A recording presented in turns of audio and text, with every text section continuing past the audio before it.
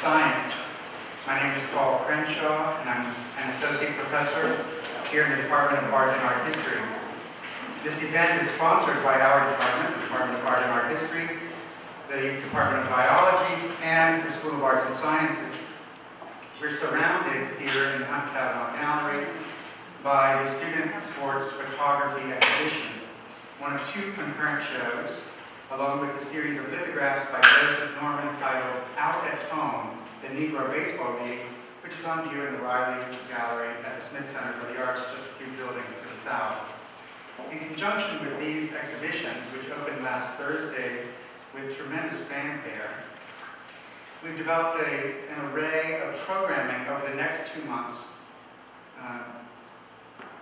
along the theme of sport and art, partnering with nearly 20 departments and programs here at Providence College, and collaborating with dozens of colleagues around campus, in the region, and nationally.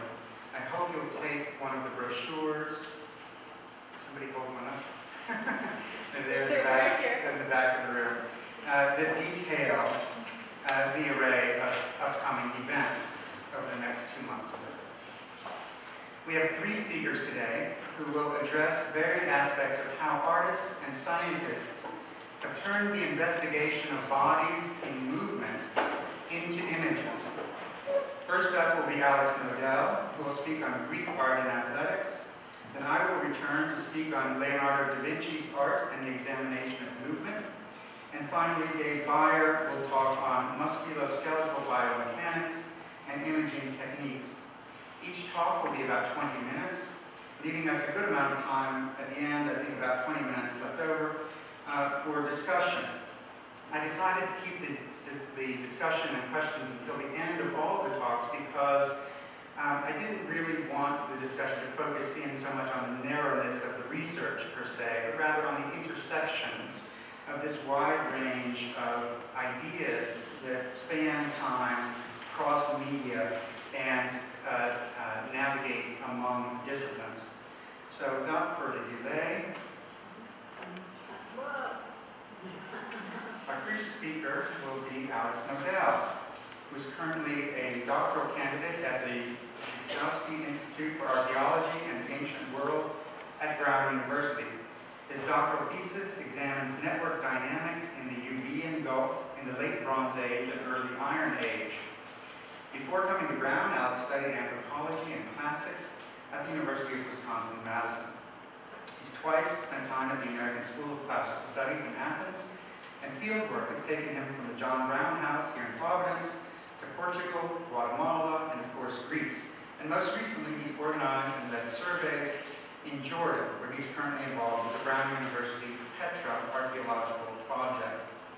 Not only has his fieldwork taken him far and wide, his intellectual pursuits also span seemingly all aspects of Bronze Age and Iron Age Mediterranean archaeology.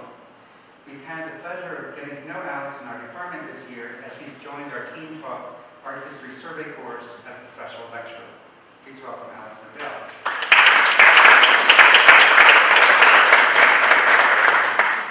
Thanks, Paul. As Paul just said, and as many of you know, this colloquium on imaging movement in art and science is part of a much wider series of events that examines the relationship between sport, art, and identity. Now, if we think in terms of visual culture and the images we encounter on a day-to-day basis, there's no question that sports feature prominently. But the two terms, sport and art, don't seem to go together very often, at least in contemporary culture.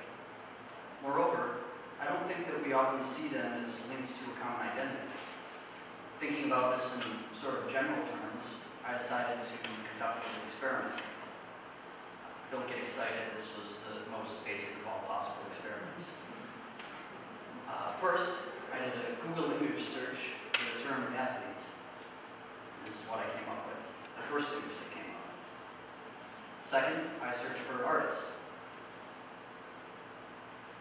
And we end up with quite the juxtaposition. Everything about the athlete screams action. The photograph captures her mid-stride, body in motion. She's crossing the finish line, triumphant, ecstatic, and surrounded by what no doubt hundreds or thousands of screaming fans. In contrast, the artist sits motionless, alone, sort of looking a little bit dejected, and surrounded by the mute tools of his craft. So what common notions of identity could these portrayals possibly invoke? I think a lot, and we'll return to this point. But first, let me describe the rest of my experiment. As an archaeologist who studies the material culture of the ancient Greek world, I had a hunch that changing the search terms a little bit might end with a slightly different result. A search of the same terms with the adjective Greek in front of them turned up this image, for one, as the top hit, and as within the top 5 of the other term. Again, these were artist and athlete, Greek artist and Greek athlete. This, of course, is the diskobolos, or the discus thrower, by the sculptor Myron, dates to the 5th century BCE. Part of this coincidence has to do with modern perceptions of ancient culture, but mainly it has to do with the fact that athletics and art in the ancient Greek world were inextricably intertwined, and both played a major role in the construction of individual, civic, and cultural identity. This is true of both sport and art today as well, though the relationship is perhaps not as explicit. So today I want to talk about 2 things.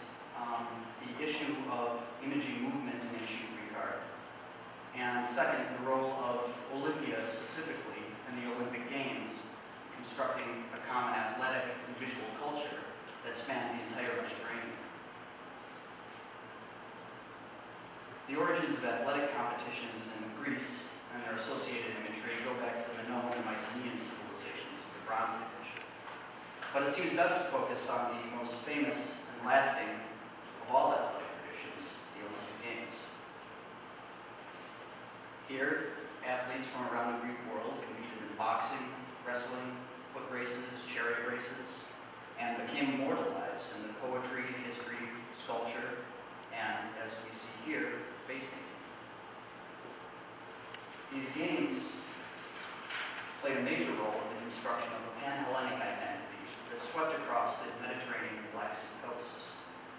Across these coasts, individual city-states sat perched as frogs around a pond, who followed Plato's description from the 4th century BC.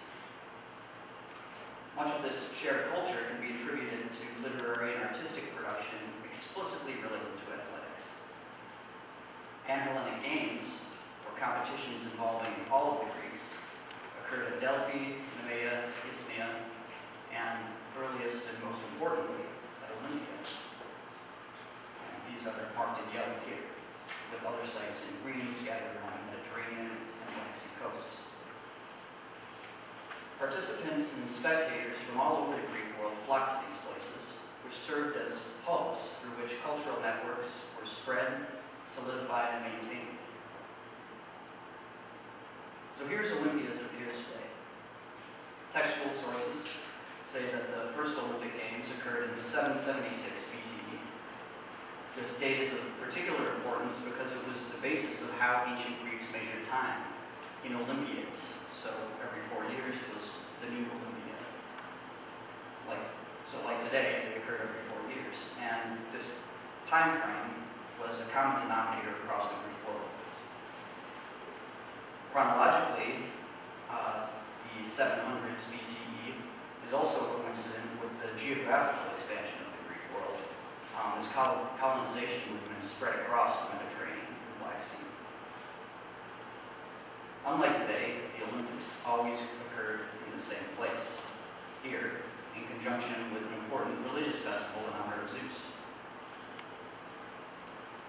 This is a slightly different angle, but as one entered the sanctuary, which is in the sort of upper right-hand corner, spectators or athletes would have passed the gymnasium and palestra, these 2 buildings, so here.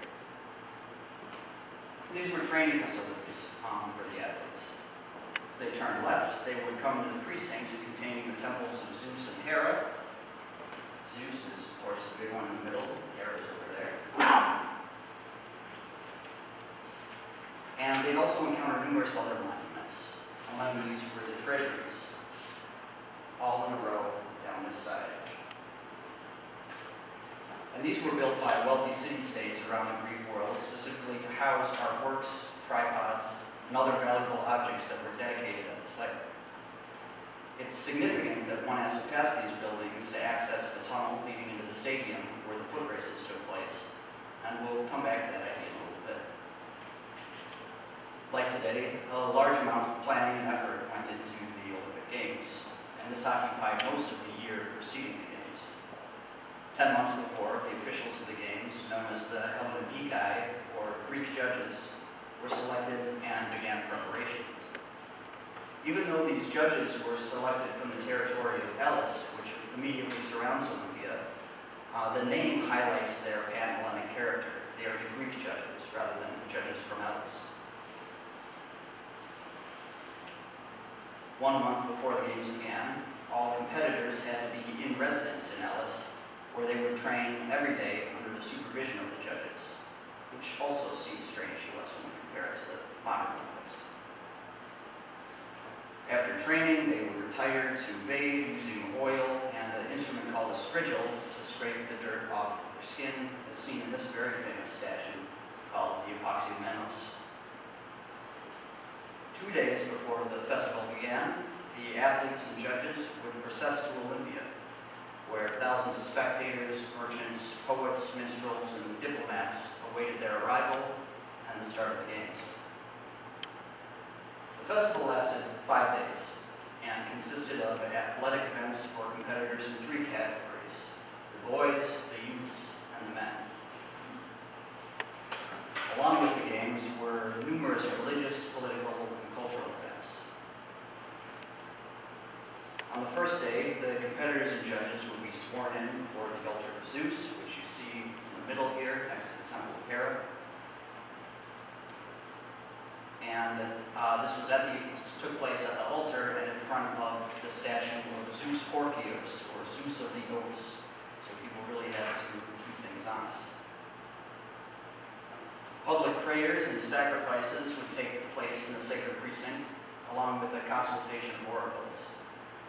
Finally, the competitions would begin with the boys' wrestling, boxing, and running events, as well as contests for heralds and trumpet players, which you see here in the bottom right. In the afternoon, philosophers would deliver speeches, and poets and historians would also recite their works. The morning of the second day was devoted to the equestrian events, horse and chariot races. In ancient Greek art, imaging movements depended on 2 things, mainly subject matter and medium. Face painting makes up the largest corpus of athletic depictions by far. For one thing, face paintings requires less skill, effort, and expense to make. For another, bronzes like the Artemisian jockey shown here simply don't survive in any significant quantity. This one only does because it spent most of its life under the sea at Cape Artemisia, where it gets its name. So while most of our imagery comes from vase painting, we see motion depicted in a totally different way in large-scale sculpture. In painting, conventions for representing motion in 2 dimensions were observed with things like the flying gallop pose, which have been along for, well, since the Paleolithic period. But rendering horses in sculpture provided a new set of challenges concerning balance and support, as you can see in this piece. Maybe this is why we see them so rarely. Chariot races tend to follow these conventions in two-dimensional art, though real efforts are made toward realism, as hair is blown back and muscles are shown being strained in both the horses and humans. The chariot race also brings us to a totally different category of art, and one that's particularly significant, the victor's statue, where the subject matter is a static pose rather than an action scene, which we see here in this charioteer from Delphi. Going back to the Games, the afternoon of the second day was devoted to the pentathlon, a 5-part event involving wrestling, javelin, discus throwing, running, and jumping. In the Discobolos, we see another example of the image's dependence on medium. While the vase painting captures the idea of motion through the detail of the sculpture in the round, where we see muscles tensing and even veins bulging on the throwing arm. The third day was reserved for the oldest and most important of the events, the foot races. In the morning, there was an official procession of all judges, competitors, and ambassadors from around the various city-states of Greece, followed by the sacrifice of 100 oxen at the temple of Zeus. This was called the hecatomb. In the afternoon, athletes would pass the treasuries and monuments of the sanctuary and enter the racetrack through a tunnel, merging into the open stadium. The races were in 3 lengths: the Stadion, which was the original single event of the first Olympic Games. The next race was the Diablos, which was twice that length, so down the length of the stadium and back. And then finally there was the Dolikos, which was a long distance race. As I said, the Stadion was the original event of the Olympics, so this was the most important, so much so that the Olympiad was named after the victor of this event, so it would be the Olympiad of Nikeas or something like that. And again, this is something that was true across the world. Again, images of these events come down to us through base painting. Running is almost totally unrepresented in sculpture, perhaps because of issues such as balance in this medium. But one thing we can see is that Greek artists did a very good job of differentiating between long and short distance running. Distance runners on the left and sprinters on the right. Carl Lewis shows us the accuracy of such conventions for sprinters, as do our own Providence College athletes overlaid on the distance runners from the other base. Now, this image will also appear as a public mural in the Ruane atrium of the Concannon Fitness Center here on campus. There's information about that in the brochure for this wider set of events that we're doing. Moving on to the 4th day, we have boxing, wrestling, and the pancration, which is the ancient version of anything goes type mixed martial arts. In base painting, the moment of action is captured by showing people in mid-fall, mid-punch, or with blood gushing out of their nose, as you see in the upper left. Sculptural depictions tend to lack the same type of motion we see in base painting, but are infinitely more real, down to the haggard features and the cauliflower ears that we see on this particular box here. Finally, the 5th day was for the victors. They processed to the temple of Zeus, where they were crowned with wreaths of wild olive by the Hellenodikai, and then even showered with leaves, so there was quite a lot of pomp and circumstance that went into this. Other games sometimes involve tying a victory band around one's head, which is shown here in this famous sculpture. And it's also an imposed characteristic of much of Greek art. Feasting and celebration followed, and the victors would return home literally as heroes. But what about the context of these games? The athletes and their competitions made up only a fraction of the events that took place during the course of these 5 days. And it was the context, political, cultural, and visual, that resulted in the powerful impact that these events had on Greek culture and identity. Olympia was one of the greatest repositories of Greek art in the ancient world. There was a visual culture here and at other Panhellenic sanctuaries like nowhere else. Cities and athletes dedicated sculptures and buildings so that their rivals from across the Mediterranean world could marvel at them. And artists strove to get commissions that would showcase their talents to the widest audience possible. Olympia served as a hub then, where networks of the ancient Greek world would converge once every 4 years. When travelers came for the games, they saw not only the ideals of athleticism embodied in official competitions, they came into contact with the ideals of art and architecture that spread like wildfire through the Mediterranean. The common experience of the Panhellenic Games and the common encounter of the visual culture, religious ceremonies, and inter-city competition in many ways forged the chains that bound Greeks together culturally across vast geographical distances. Of this art and architecture, Olympia was most famous for its temple of Zeus. Although not in particularly good shape today, numerous reconstructions involving the collaboration of artists, archaeologists, and art historians can give us a sense of its appearance in antiquity. This is also true of the cult statue, one of the 7 wonders of the ancient world, which does not survive, but was housed inside this temple.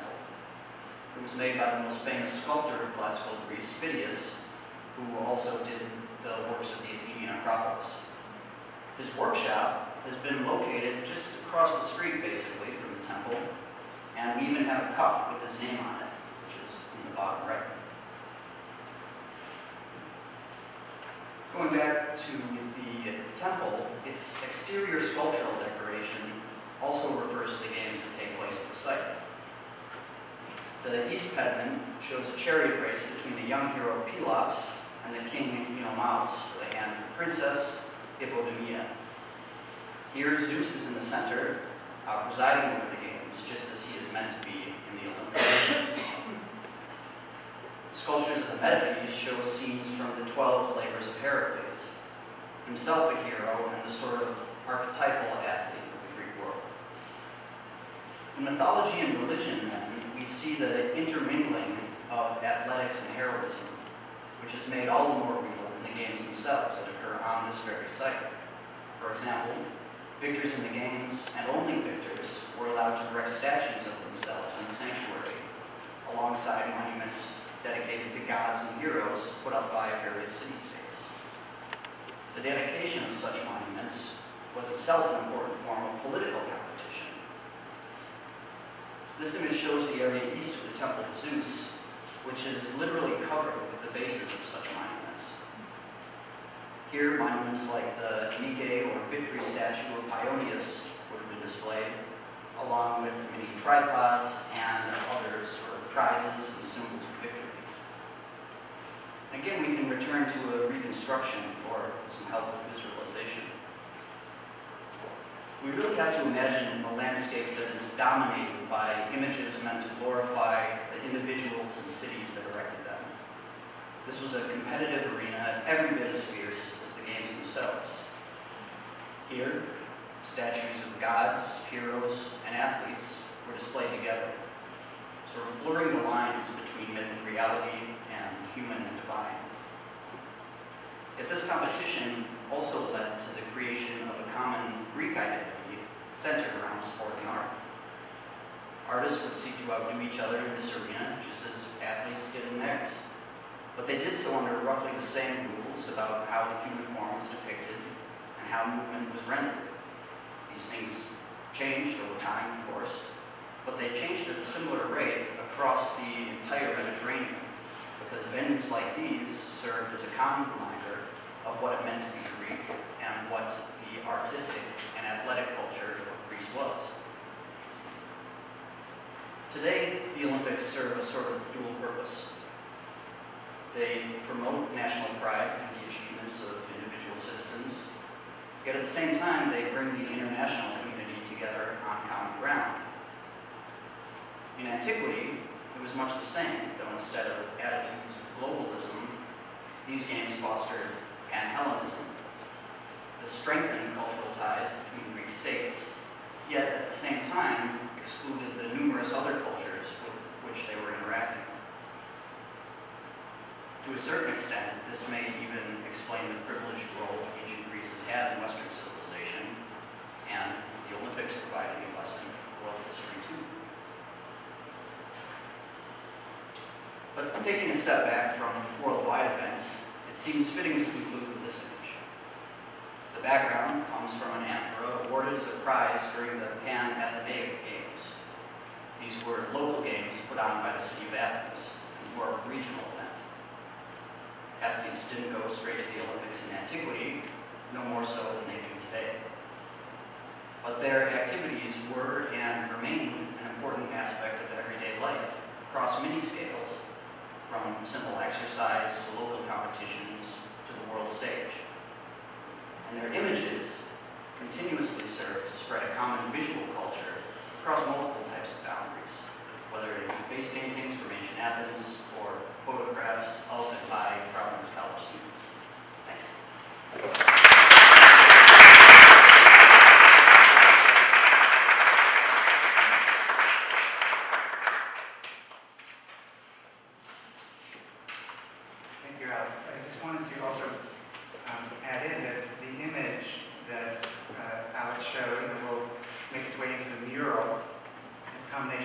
scene from a Greek vase, and a photograph by Don Shannon, who is sitting here in the audience. Please take a round of applause.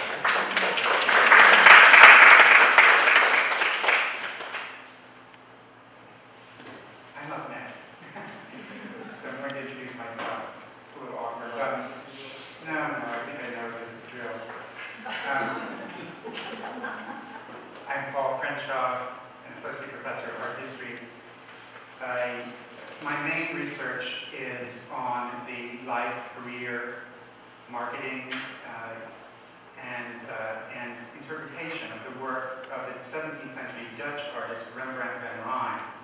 And I published several books and exhibition catalogs on Rembrandt, but more recently turned my attention to Leonardo da Vinci for a book project that came out in, I think it was November of last fall, titled Discovering Leonardo, the Art Lover's Guide to Understanding Leonardo da Vinci's Masterpieces, that was published by Rizzoli.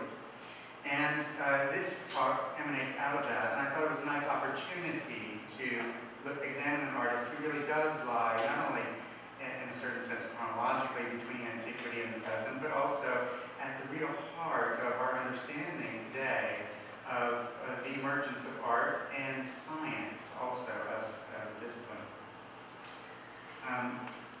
So, with that, I'll just move forward. So Leonardo da Vinci's art and the examination of movement. Leonardo's Last Supper was painted in 1495 and was mentioned as early as 1497, just 2 years later, in Luca Pacioli's De Divina Proportione. Pacioli was a mathematician and was interested mainly in the work's perspective.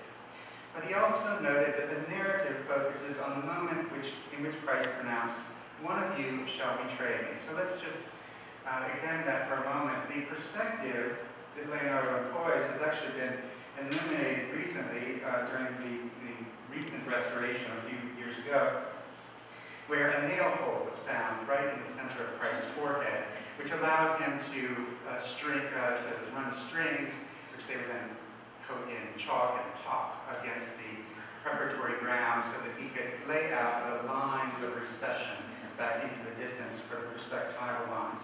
Now, perspective was not a system that Leonardo invented himself. It had been around for several generations prior to him coming along as an artist, but it was a system that allowed Italian artists particularly to situate figures and action within a space, within a static space. It was really a way to fix space so that it was clearly recognizable and understandable by the eye and the mind. But it demanded not only a perception of a fixed space, but also a fixed viewer at a certain distance. But within that fixed space, Leonardo wanted to activate ideas and movement. And Leonardo's career spanned the time from about 1470s until his death in 1519. Just to situate that a little bit, that's about a decade prior to Copernicus's lectures on the idea that the Earth revolved around the sun. But for Leonardo, it's fair to say that he already saw the world around him in motion and in a state of constant change.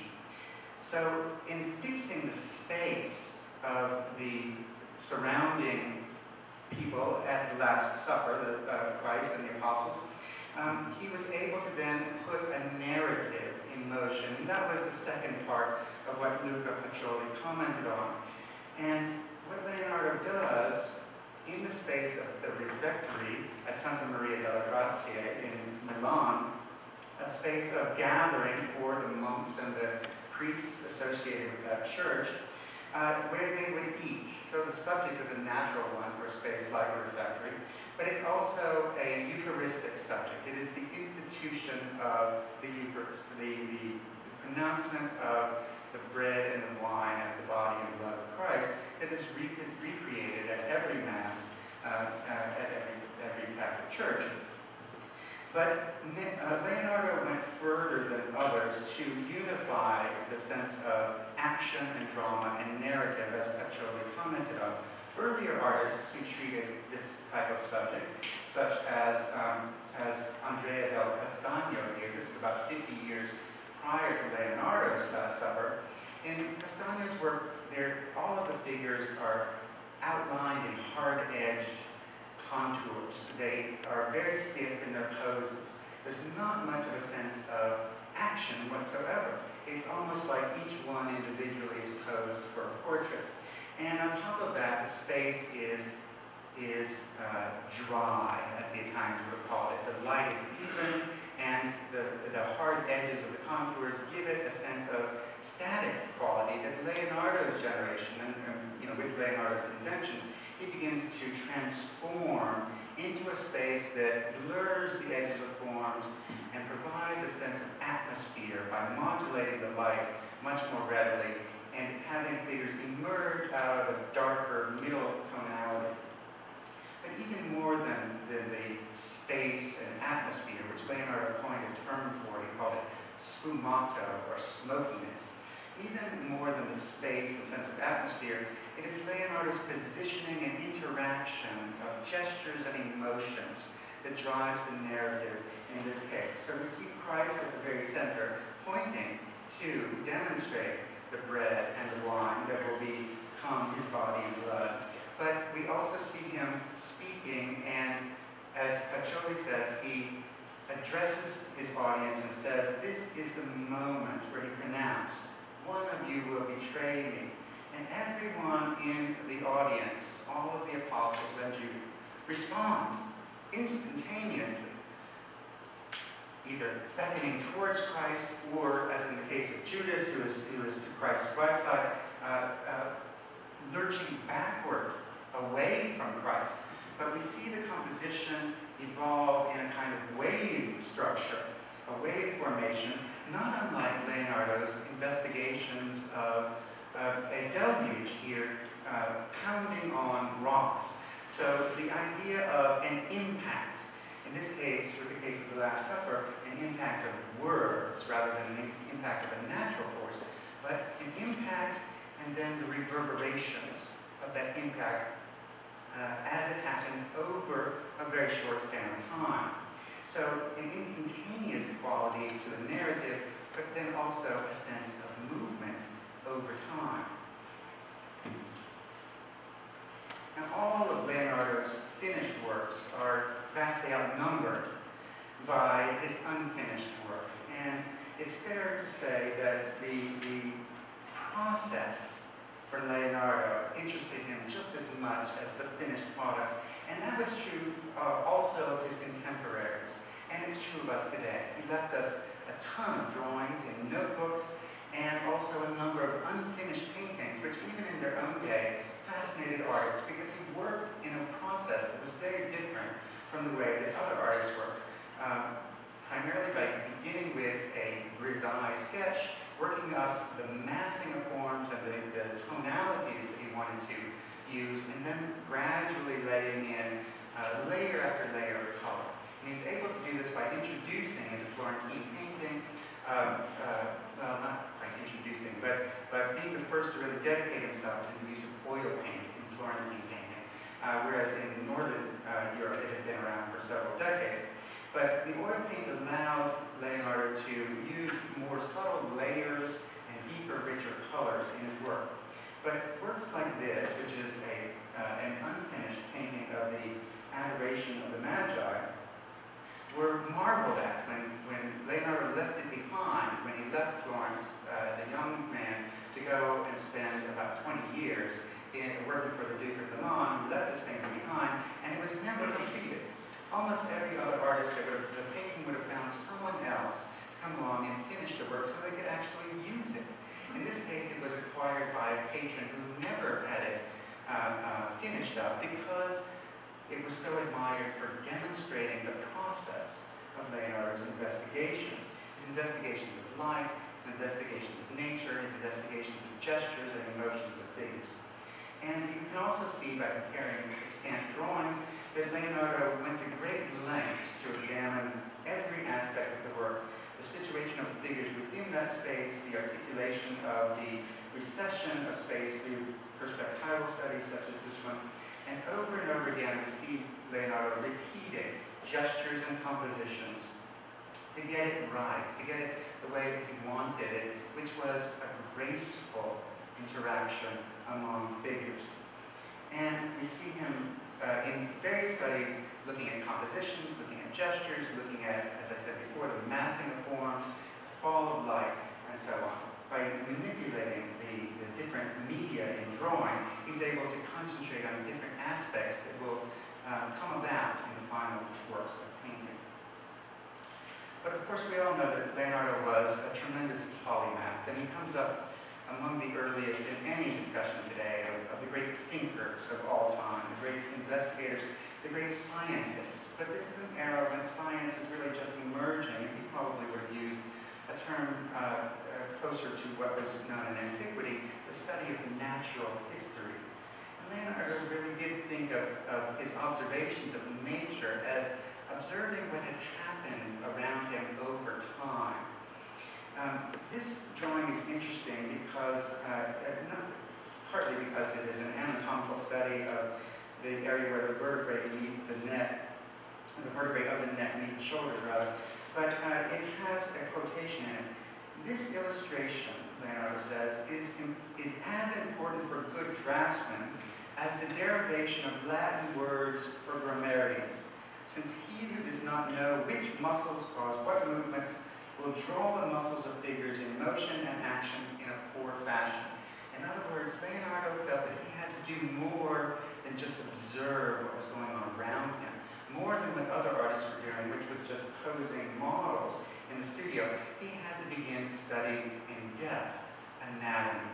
And he begins with superficial anatomy, the study of things that could be seen more or less on the surface of the body, the musculature of figures, but quickly proceeding into the deeper tissues and organs.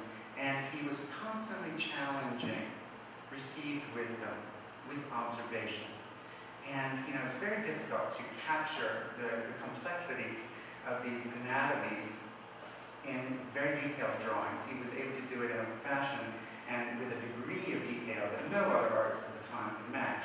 But he had to manipulate the data a little bit here and there, sometimes substituting animal organs in place of human organs because he could work on them over and over again. And also the study of, even though Leonardo claimed at the end of his life to have participated in some 20 anatomies or more, the study of anatomy was very problematic from the standpoint of the church and the desecration of the human body and things like that. So only criminals, people who the church considered to have been condemned already in their soul, who were allowed to, doctors and artists were allowed to perform anatomies upon.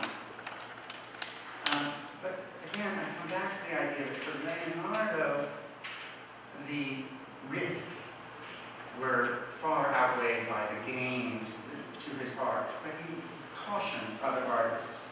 If you should, and these are all culled from the notes among his drawings, if you should have a love for such things, you might be prevented, such things as anatomies, you might be prevented by loathing, and if that did not prevent you, you might be deterred by the fear of living in the night hours in the company of those corpses, quartered and flayed and horrible to see. And if this did not prevent you, perhaps you might not be able to draw so well. So, there were indeed many excuses to not participate in anatomical lessons, but for Leonardo, it was necessary to move forward to a more believable and more beautiful and more ideal type of narrative art.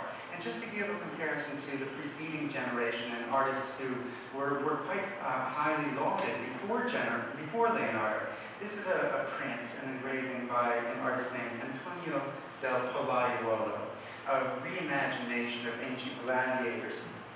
And you can see that Pollaiuolo, for his moment, around 1475 or 80, had a great understanding of the human body.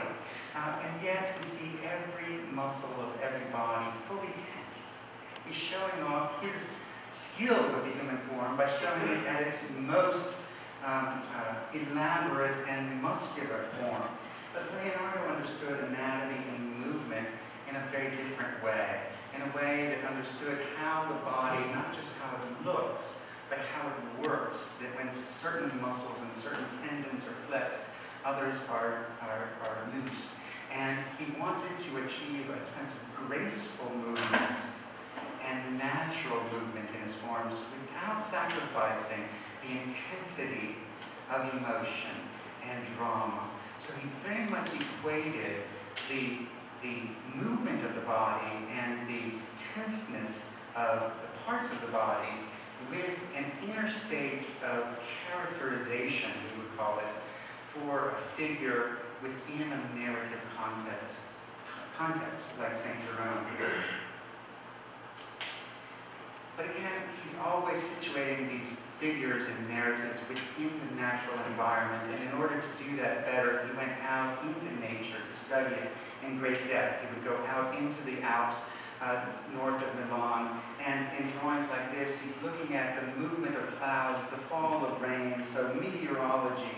He's looking also at the geology of the rocks and challenging the idea of the time span since the flood, because he's seeing the uplift of the rocks and how water erodes the rocks, and how trying to estimate how long it would have taken for these formations to come about in a natural form. And the movement of water fascinates him over and over again. He was a consummate engineer, and the study of hydraulics and hydraulic systems fascinated him. As did all kinds of other studies like astronomy and designs for various types of machines and weapons and buildings. And his notebooks also include meditations on philosophy and fables, monetary accounting, and also a wide arrangement of jokes. But perhaps the modern imagination is most captivated by Leonardo's experiments with flight, 400 years before the Wright brothers.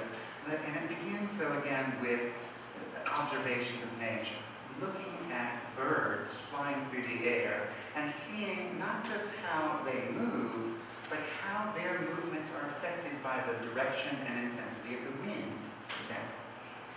But he was constantly trying to mechanize and reconstruct and put man into flight.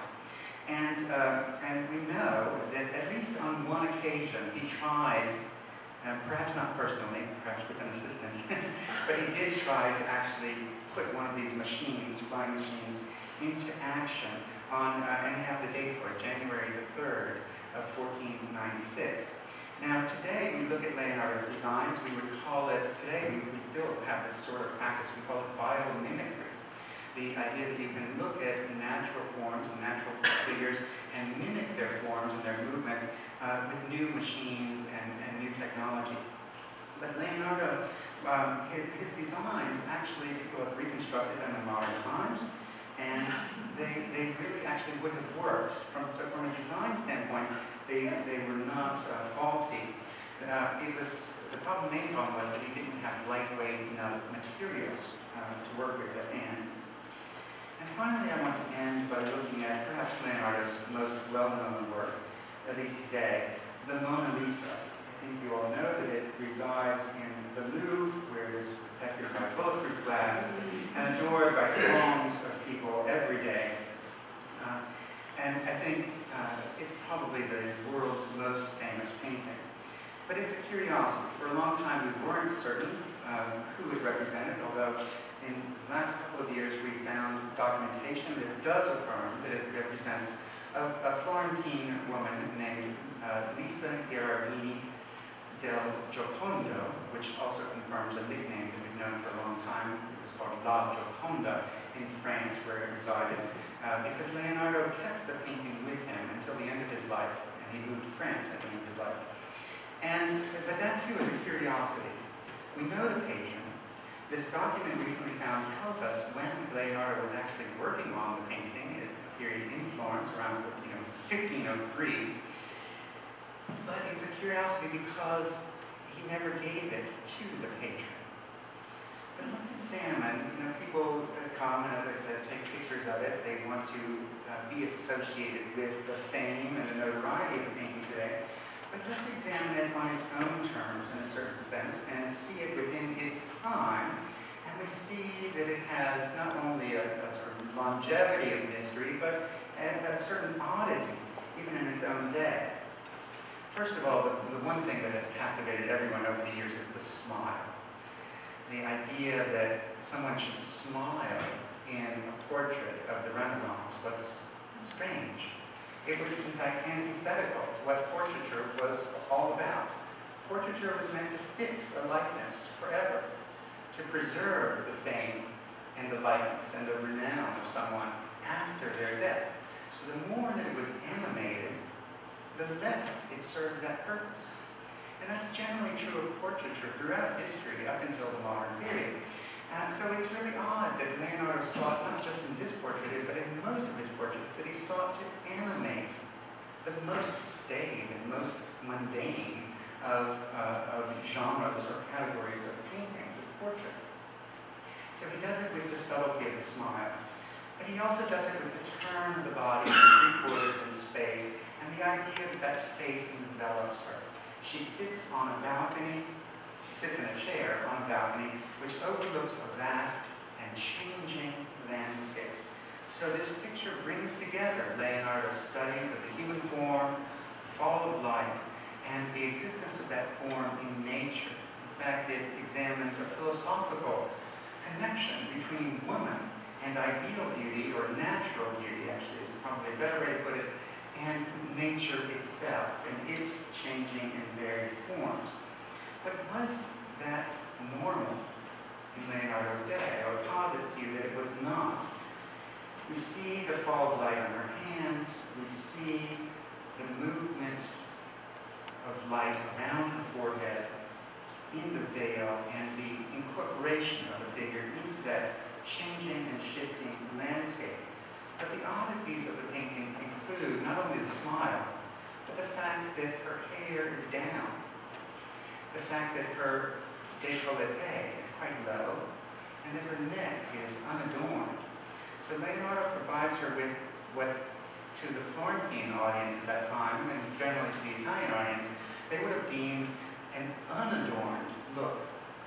And I would suggest to you that it probably was not the most appealing of looks. People expected portraits to be well adorned, to show wealth, to show beauty as a construct.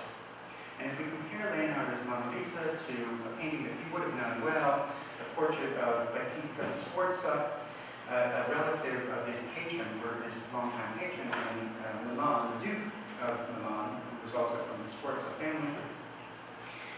The painting on the left is by Piero della Francesca from about 1475. And we see here in Piero's work the ideals of beauty that prevailed at the time and the ideals of aristocracy. She is well adorned, she is wealthy, she looms over this landscape and takes seignorial authority over the landscape which belonged to her family. And when we look at the Mona Lisa in those terms, the woman against the landscape, we see that she is not reigning over that landscape, but she is incorporated within it. And moreover, it would be inappropriate for Lisa Gherardini del Giocondo to be portrayed in such an aristocratic fashion, because she was not a noblewoman.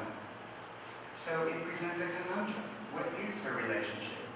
And it's really only understandable at that moment through the lens of Leonardo. You have to understand Leonardo. You have to understand the investigations of Leonardo in order to appreciate the painting. Because on the terms of portraiture at the time, it was a conundrum. It was perhaps even a failure. And the fact that Leonardo kept the painting throughout his life, we usually say it's because he loved the painting and he couldn't bear to part with it. Well, that I find to be a very romantic notion. We also, sometimes you see it said that he felt the painting was unfinished and he kept working on it. Well, that may be true too. But I think the most likely and most logical answer is that the painting was probably rejected by its patron, because it did not serve its purpose, which was to glorify the beauty and wealth of the woman portrayed. Instead, it is a statement of Leonardo's investigations of movement and light and the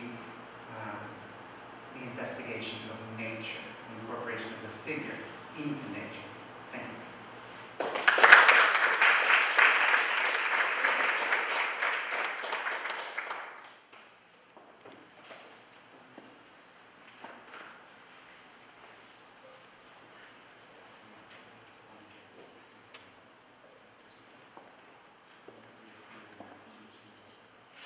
It's going to take us a moment to switch our computers here.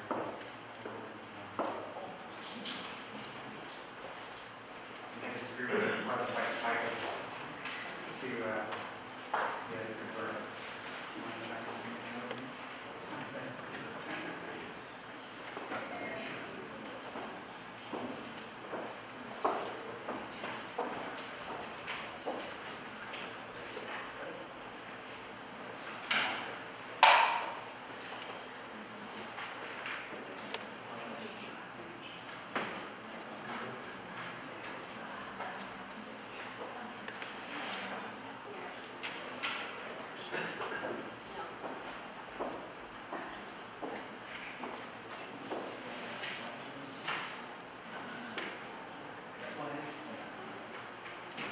Our third speaker today will be Baier, who is an assistant professor of biology here at Providence College. Dave began his career in art, attending the Cleveland Institute of Art out of high school before, as he says, succumbing to the draw of biological curiosity. He then went to Montana State, where he studied anthropology, mainly physical anthropology, and then spent a couple of years doing dinosaur paleontology and fossil preparation before going to graduate school at Brown, as he says, to learn more about living dinosaurs, that is to say, birds, and what they can tell us about the evolution of flight. He completed his PhD in 2006 and was retained by Brown for several years of research in a postdoctoral position, and was hired by Providence College as an assistant professor in 2009. That's the same year that I came here to Providence College, and we first met each other in those orientation sessions for new faculty. But as so happens so often, we go our own way in our own departments, and so opportunities like this are not only a chance to bring us together and see each other's research and work, but also to get to know each other better on a personal level. So I'm very grateful to have Dave down here in our space, in the gallery, and joining us for this symposium. Thank you.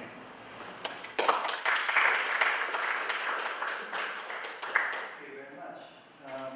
So I guess we're going to jump forward a few more centuries, and what I'm going to talk about is really some techniques that we've actually developed during my PhD work and my postdoc work for analyzing motion in living animals. And what you're seeing here is a bird, the same bird, the skeleton of that bird in two different movements and following the wingtip of that bird's path. But I think what I want to stress is that no matter what animal you're studying, that we all take our roots in the work of Murray and Whitebridge. Etienne Jules Murray on the left here, and these techniques of demonstrating motion with time sequence video, analyzing motion. And that was really highlighted in this paper by John Manter in the 1930s, where he was one of the first who actually was measuring the forces that these animals were producing.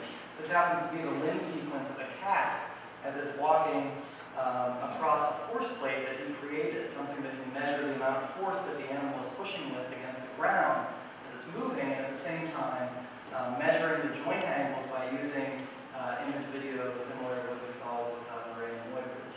And so in the top we're seeing the shoulder, the elbow, and the wrist as they're changing angle through time, and at the same time it's also measuring forces. And that really that's the basic information that you need to start to analyze this thing as somewhat of a machine, right? We can think of animals as a little bit of a machine, in that you have muscles that are motors driving these lever arms or systems of levers as the bones of the skeleton, and then all of that stuff, regardless of what it is that you're studying, is all the same stuff, whether you're a cat or a horse or a bird or a human, that it's muscles driving bones, generating forces against the environment in some way. And And so this method was very standard within scientific literature studying animal locomotion, of using these video sequences, looking at things like footfall patterns, trying to understand how animals change their footfall patterns with different variables, speeds, and so on and so forth. And that's all very useful and still used today. There are many uses of just using this sort of standard video or external view video, light video, to analyze motion. And this one of an alligator by Schaefer in the 1940s. But from that, if you really wanted to understand what's going on at the joint level, understand how joints are working inside of that animal, right, all you can do is some good guesswork. And so when I put a question mark next to skeletal movement, all they could do at this point, right, was take this video of an animal moving and then try to guess at how that skeleton might be moving. Maybe take a dissection, move that dissection around, and try to get a sense of where the bones might be underlying the skin.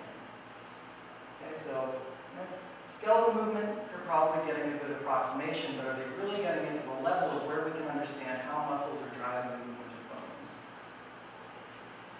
It gets even more complicated with something like this. Okay, this is a pigeon flying at real speed in a wind tunnel. Right, so we're talking about something that can cycle its wings 12 times a second. Even if we slow that down, okay, slow it down so that we can actually see what's happening using high-speed video, you can't tell what the bones are doing inside that wing.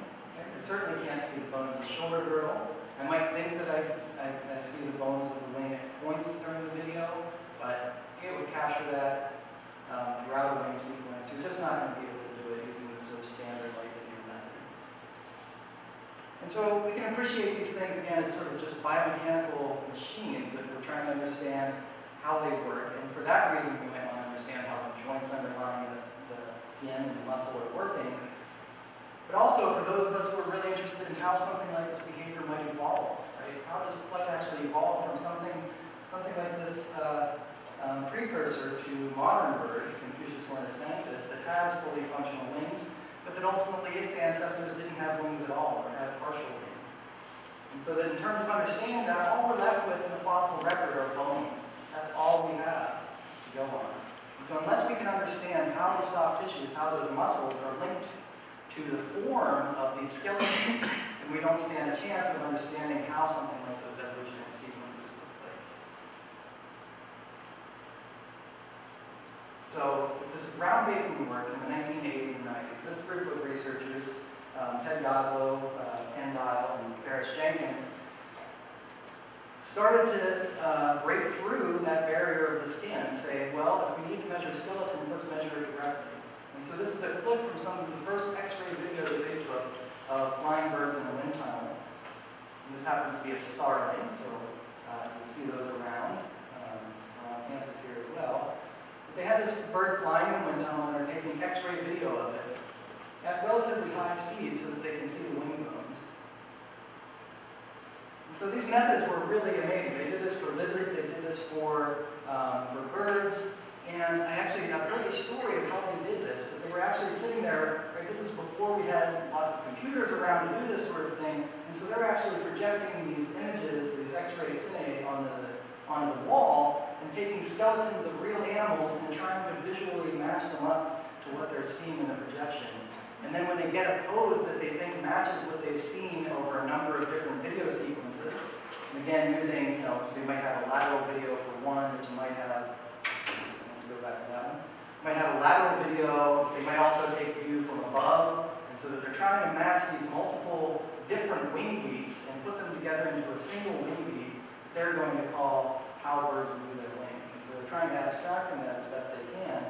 And then ultimately, this image that you see on the right of the bird wing poses during those 5 sequences or 5 stages of flight were actually frozen into position with those real anatomical specimens, that they would line them up, freeze them into position, and that's where they get this figure from. So there are 5 starlings out there, probably still in Ferris Jenkins' closet somewhere, in these frozen poses. Right? But again, they did amazing work here. They were also measuring the activity of the muscles that were driving these bone movements at the same time. And it was a major breakthrough for those of us who are interested in the evolution of flight and looking at these animals that all come from a similar evolutionary heritage.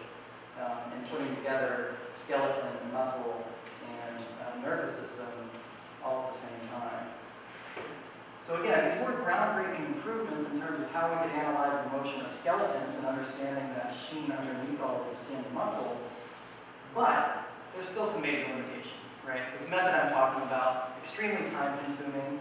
How accurate is it really, right? They intentionally, when they published this paper, drew extremely fuzzy lines in terms of the amount of, or the degree of movement that they were seeing in any of these joints. Okay, and so groundbreaking breakthrough, but extremely time-consuming, hard to repeat, and a number of reasons to not really want to keep this as the final word on studying skeletal motion. So, also at this time, my former advisor, my PhD advisor, Steve Gatesy, was around the lab while they were doing all of this work and watching them line these things up against projectors.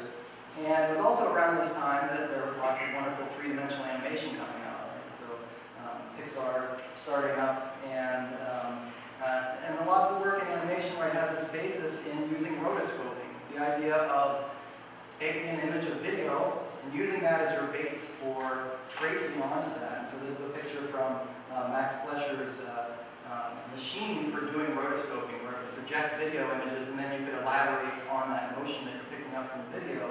But essentially using that video as a guide to lining up and matching the movement of your character.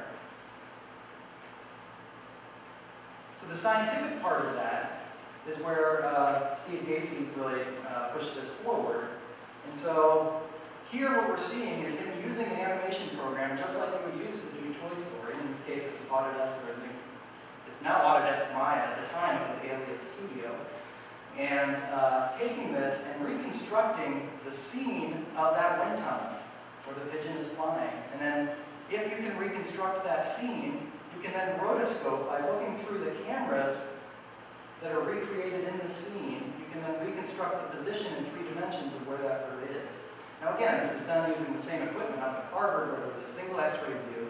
But in this case, we've now advanced where we're using multiple light cameras to at least gauge where in the other dimensions those bones have to be. So from my own perspective, when I came in, Steve had been working on this with birds, and I got the benefit of him working through a lot of the bugs early on. And myself and a graduate student at Harvard, Corwin Sullivan, who's standing here holding our alligator havoc, which he named, we were interested in different things. I was interested in the shoulder, he was interested in the ankle, and so we did what all graduate students would normally do, and that is put alligators on the treadmill in front of these X-ray machines, right? So that we would set up some cameras. We would have a light camera, and we would have an X-ray camera, and we would get these alligators to just walk along the treadmill. They were actually mostly very cooperative, believe it or not. Smaller ones were a little scary. The bigger ones were actually pretty good at walking. And so what you can see in this X-ray video is that we're really seeing bones move. We're seeing bones move inside of the body wall that you could not possibly see from external video. Okay, there's a shoulder girdle in here. Let's see if I can get the pointer. If you can see that bone right there, it's really moving a lot. So we could never measure that any other way. So we can then reconstruct the scene again using Maya. And then when you look through those 2 cameras, the bones have to line up if you get it calibrated properly. In this case, we were actually building these characters like animated characters, making little digital, as Steve would call them, digital marionettes, right, where we have a hierarchical arrangement of joints that drive the real joints of that animal. And that's what you're seeing here, is a system of joints that we actually created in Maya that drive this thing. And at the same time, then, as we're animating this character, we're measuring the movements of those bones. We're measuring the angles that they're changing over time. And so what we're doing then is ultimately taking these 2-dimensional images, combining them with 3D models that in this case were generated from laser scans, and putting it back into the 3-dimensional space. So we now have a very highly accurate 3-dimensional model that has the advantages over the previous method of, one, it's digital, right? We can go back and change it if we can get it right the first time. We can measure lots of these things. We can measure individual strides. We can do a lot more than we could using this projector method, but we're still limited, right? We're still using the single X-ray view, not the best solution in the whole world. And I will tell you that I've made that look very easy, right? The bones just snap right into place. That's months of work to animate a single sequence if you really want accuracy, if you don't want it to just look good. So this time, I was on my way out as a PhD. Beth Brainerd was coming into Brown as a new professor. And she knew the work that Steve had been doing and that I had been doing with the alligators. And Steve and I would complain all the time about how much time this takes to do this stuff. And that what would really save us is if we had two X-ray systems.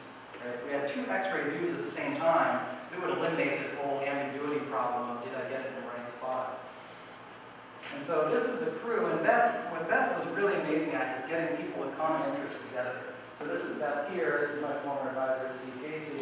And then there's a whole group of people who were interested in wanting to know something about bone movement, but for different reasons. So Sharon Schwartz studying bats, Tom Roberts studying frogs and other things. David Laidlaw had worked with a number of these people in measuring skeletal motion in other ways. And then there's all these people in the Orthopedics Bioengineering Research Group that were also very interested in being able to reconstruct motion. And so Beth got us together and said, hey, let's all try to put together something where we can use two X-rays at the same time. And we'll use these Sion fluoroscopes. So these you'll find in hospitals, right? So what you're seeing then is a beam emitter of X-ray. The purple there is supposed to indicate the X-ray beam as it hits the image intensifier. And then we plug a high-speed camera onto the end of it.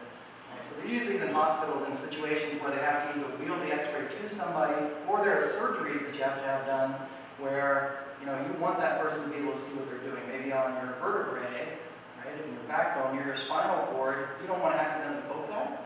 So it's good to have some X-ray evidence of what's going on while you're doing that. And so putting a couple of these C-arms together, we can get a three-dimensional image. Right? If we put two of those together, we have an intersecting volume of X-ray beam.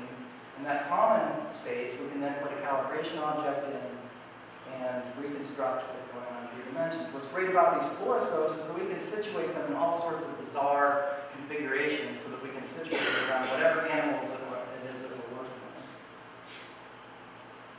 So I've already showed you what we would call markerless tracking of this. And we've now developed this as a website if you want to learn more about it, xrom.org. We'll tell you a lot more about the history of it. And also has all the software that we use to do this available. So a lot of the scripts that I've written to take data between MATLAB and Maya and move these things around is all there on the xrom.org website. But we also do some marker-based animation, right? We've discovered that there's still ambiguity. Even when you use this rotoscoping technique, certain bones just don't have that much complexity to them. And so when you try to line them up to the video, yeah, there's still a little wiggle. You can't quite tag it down. So actually surgically implanting markers is by far the most accurate way that we can get of analyzing this motion. So one of the first projects we did with this and working through the methods of developing marker-based was with these little pigs. And Andrew Clifford was looking at the wrist joints of these pigs, and here's one in a trackway getting ready to go. And here on the right is a CT scan derived from that same pig, where it has some markers that have been surgically implanted. So then all we have to do is know the position of those markers in the calibrated intersecting volume of the X-rays, and the position of those markers in the CT scan coordinate space, and we can just snap the bones right onto where those markers move. And we get a really highly accurate animation of the real joint movement, in this case, which is terribly subtle, but it was still, again, our first effort at this. We did this with pig feeding, looking at the jaw movements of the pig. So here you'll see the skull as it starts to appear onto the X-ray images, these two X-ray images. We confirmed a lot of things that have been hypothesized about chewing, but also discovered some new interesting things about the way this temporomandibular joint works. And for my own purposes, I'm interested again in the evolution of flight and looking at these birds. And so here, I'm looking at birds performing two different behaviors. And in this case, I'm using the markerless manual alignment method. I don't have any surgically implanted markers. But on the left, we're seeing the bird fly with just its wings, and on the right, we're seeing it fly, but it's using its feet too. It has a ramp there to run up. So these are two different behaviors that the bird will do, and then it imparts different loads on the shoulder joint. And so when I go and study those skeletal elements, I can try to understand how those two different things are interacting. And what's great about this digital world is that we can then look at these things moving in a lot of different ways very quickly. Because it's all animated in Maya, we can then look at this in world space as these things are moving, and you can see the body orientation is not actually the same, even though they're flying at the same trajectory. We can then freeze the position of the body and just look at how the wing is moving differently relative to one another. So in this case, we're doing full wing strokes and seeing how the wing is moving differently between these two different behaviors of ascending flight and assisted flight.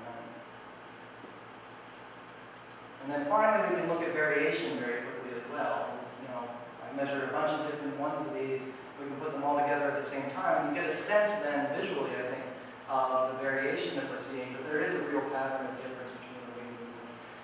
Just to give you an example of the types of things that we can do. Now, what essentially I think this provides us with is a new little bit of raw data. Right? So we have new information about the skeletal movement that we can then accurately go in and start to ask questions about how those motions are coming about. We can ask about the soft tissues, we can ask about how the muscles are working to drive that, but without really accurate skeletal motions, we can't do that in the first place. So I'm going to leave it there, and where do we go from here? We take questions.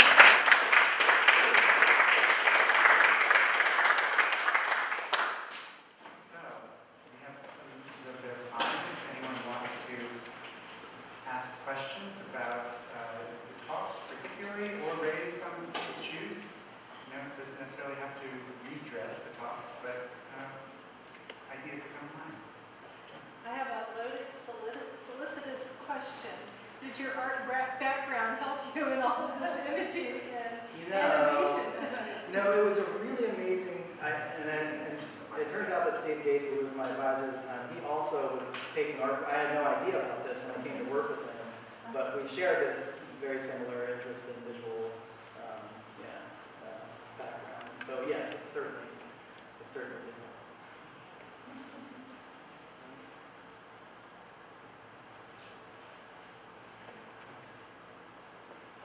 I think just to throw an idea out there that unifies all three of these talks and is something in common in general between art and science. Even today, that they're all rooted in observation and in observation of the natural world. And we live in an era where the dominant word perhaps still today in the art world is abstraction, but abstraction from nature and abstraction through the individual is still filtered by experience of the world around us. And in fact, that idea of pure abstraction is something that we've moved away from in recent years in the art world, back to engagement with the social realm.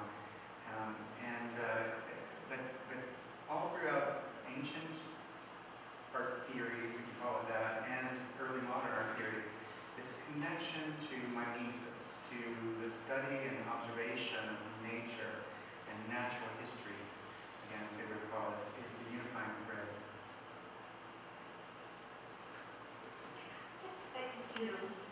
Many of us, well, not of us, talk about the interconnections of science and art and how much science our artists knew. Picasso was following not only the emergence of Freudian theory in 1906, but he knew about the emergence of quantum mechanics, quantum theory, and that this impacted on the development and the development of Cubism. But I was really impressed when I was looking at this, is just incidentally, I was really impressed when I was looking at your images of the X-ray, the refraction and the light and so on. I'm thinking of the people in the Bauhaus, like Knodell and I, who didn't use those images to advance a theory in art or move art in a particular direction, but just took them as is, just saw them as beautiful and migrated them into fine art. It at least expanded my notion of this interaction of science and art. A couple of years ago, the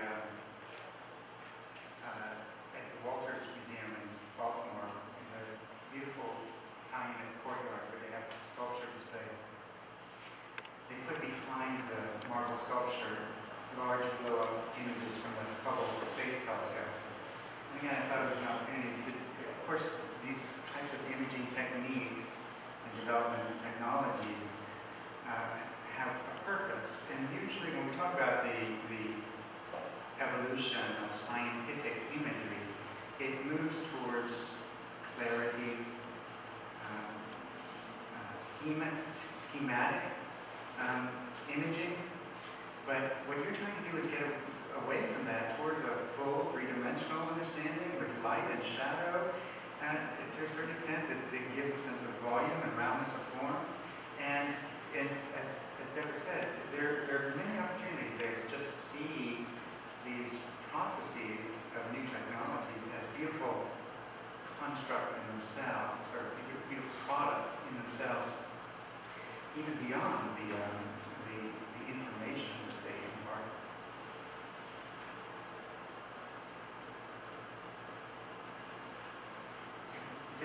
Dave, do you feel like you need to, or do you feel like the engaging quality of the product, let's call it, the way that the information is communicated, has an impact on the clarity of understanding for your audiences and the sort of attraction of it? Oh, I think absolutely. And, you know, the whole idea of the visual communication part of it is certainly intended. It's not just accidental. There are lots of different ways to try to show this, but when you break it down into a series of graphs, which is what you see if you go and open up most of those locomotion tables, is a series of graphs that report joint angles over time, and that doesn't communicate at all the very motion of what you're seeing. And so trying to look forward is always to find better ways of communicating motion. And we've experimented with lots of things that I haven't shown here, but different ways of describing joint movement can be extremely complicated. How we define the motion of any given joint. There's a really good story, I didn't tell it here, about in human knee research that, what is normal knee motion? And so, this is always done with skin markers, and then people would say, well, we can tell sort of where the bones are based on these skin markers. We can guess at it, and then we'll define our axes, and we'll say, this is what normal joint motion is at the knee. And then somebody else comes along, and they maybe change the position of those markers a little bit, or they interpret them differently, so that you end up with a different series of axes. So that one set of researchers might say that knee movement is just flexion and extension, and there's no other movement involved there. Another set of researchers say, no, there's flexion extension, and it swings this way a little bit. But is that true, or is it just the way they established? So it's called kinematic crosstalk, the idea that they've established different coordinate systems. The movement might be exactly the same, but if you measure it with different methods, you're going to get a different answer. And so, so it's been a huge problem in the biomechanics literature for a long time. And they've done tons and tons of studies looking for ways to confirm how well skin markers are telling you what's happening on the inside. And I think one of the most exciting things here is that we're now past that. And there is somebody in that biomechanics research group who's now actually studying knee joints and movement. And so he's looking at humans, athletes, who are performing cutting movements. And so they're running between the x-ray and doing a cut off on one side that they're told as they're jumping into the beam which way they have to cut, so they don't know beforehand. And looking at that new movement, but they can actually go in and then truly establish a repeatable set of axes that nobody can say, oh, it was just that the skin markers were different. So they can define their axes and be extremely accurate. Sounds like a challenge, Eric, for your next sports photography seminar. One more question for the scientists in the room and for Paul, actually. Again, we did document the impact and influence of science on art in the 19th, 20th century. Is there a lot of evidence of the influence of art on science? Leonardo maybe aside, but was Leonardo's theorizing even valuable at any point for science? Absolutely. He was very much ahead, a generation ahead of his contemporaries in his anatomical studies. He may have been ahead, but did he impact? Well, that's actually a very interesting question that people are really have different ideas about, because Leonardo in his career was a kind of a free agent, and he had to be able to market himself to gain a steady job, so to speak. His steady job job was not being a stationary artist. His steady job was being in the employ of a wealthy patron who would appreciate him for all of his investigations and studies and would just basically give him a salary. That's what the Duke of Milan did for 20 years, and he basically let Leonardo do whatever he wanted to do, as long as he helped him with some things that the Duke needed, like weaponry. And Leonardo was actually a very, very peaceful man, renowned for his gentility, but he constructed these weapons of mass destruction. They were unbelievable. And, but in order to continue to make himself marketable, he had to actually not publish this material. Because once it got out there, then anybody could do it. And so he spent the last decade of his life trying to compile all of these copious of notes into, particularly the anatomical notes, into a publishable form. But by that point, he had just done so much that it was impossible to pull it all together. And it was left to his assistants afterwards to try to pull it together. And by that time, people started to catch up gradually. But the first anatomical studies that were published that matched what Leonardo were doing were not until the 1540s. And even then, the illustrations really didn't match up with what Leonardo were doing. Was the interpretation of the Mona Lisa that you gave something that you came up with during your research for the book you were doing? Or is there a tendency among art historians to see the relationship between nature and the lack of enjoyment at the moment, things of that nature? Well, the Mona Lisa has puzzled people for a long time, and so a lot of these issues have come up, yes, by various authors.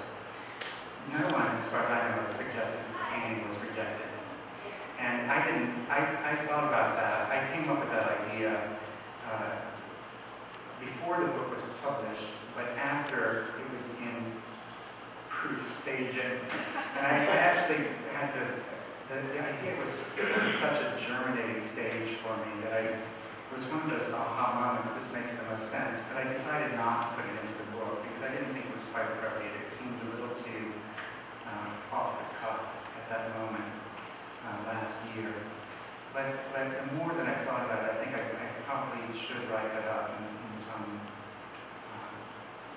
more responsible way, let's call it. But I think, at a certain point, because my main research had not been on Leonardo, but when you move into a new field, or somewhat new field, you have this ability sometimes to just be a balance against the expertise in that field and say, does this make sense? What would you expect, not just of this particular situation, but in general of the time period? And Rembrandt did enough idiosyncratic things and got into enough trouble that I think I can navigate where artists are stretching the bounds of propriety. And it just struck me that made the most sense of the scenario for why Leonardo would have kept the painting.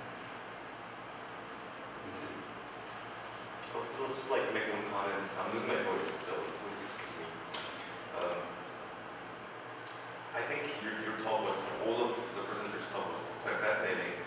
And sometimes I hear from a student, sometimes a student who is majoring in biology, and one would say, oh, I am not an artist, I'm a bio major. And I don't know if that way of thinking is helpful for one, because this is an evidence of that when art is merged with another field, another discipline, whether it's science or history or any other fields, it's such an empowering experience for one. So I truly enjoyed all of the presentations from all three guys.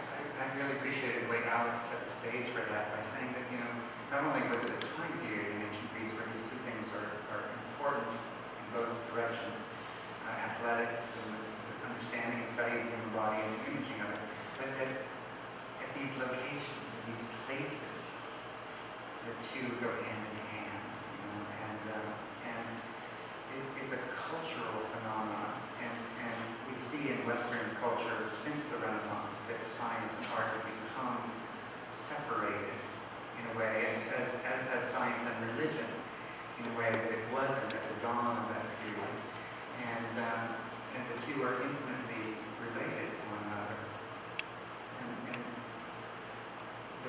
can see those interrelationships, perhaps the better we can enrich both today.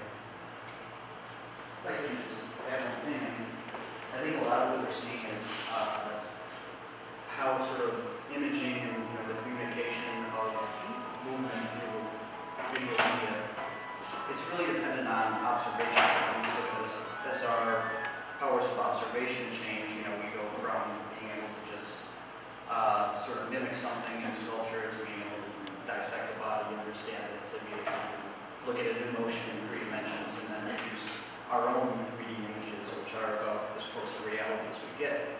So I mean, in that way, art and imaging as the sort of wider thing that art often falls under is sort of dependent on science,